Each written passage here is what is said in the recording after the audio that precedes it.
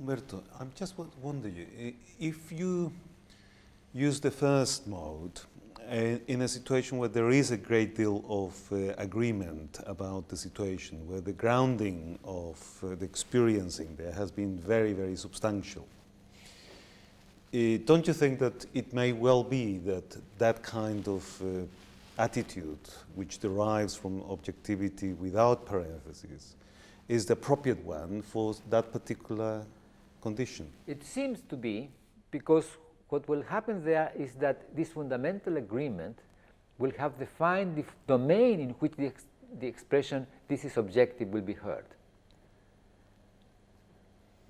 So we are speaking in physics. This is a valid statement in physics, or this is reality in physics. So we have there already the domain of experiential coherences as the reference for reality or for objectivity. So we are not making a claim of obedience, but an invitation for participation in a particular domain of experiential coherences. So it depends on how we are in our relation with the other, the character that this has. We are already in a conversation, we have a fundamental agreement that we are talking about physics. Then I can say, but this is the real case. But if that is not the case, and I say, but this is the real case, the other hears a demand for obedience. So in your view, when we are in the path of objectivity without parentheses, in our culture, in that case, simply there is no grounding, and therefore people are talking about different things, and one is trying to impose one view over the other. Exactly. There is no an established common ground, and the person that makes reference to reality or objectivity is claiming implicitly a privileged access to that transcendental ground, so that the other, if does not agree, is intrinsically mistaken, is resistant, is a rebel, or whatever derogative expression we have. In daily life, we do one way or another precisely according to how we relate with the other. If we want the other to do what we want to do, that means to obey, we say we are objective. If what matters for us is the other, we are never objective. We are never objective with our friends. We invite, we participate in a conversation. It's an entirely different situation, because the relation is what is important. So there is always opening for conversation. This is the difference between collaboration and obedience. Am I right, Humberto, in that you have said that reality is a way of avoiding responsibility?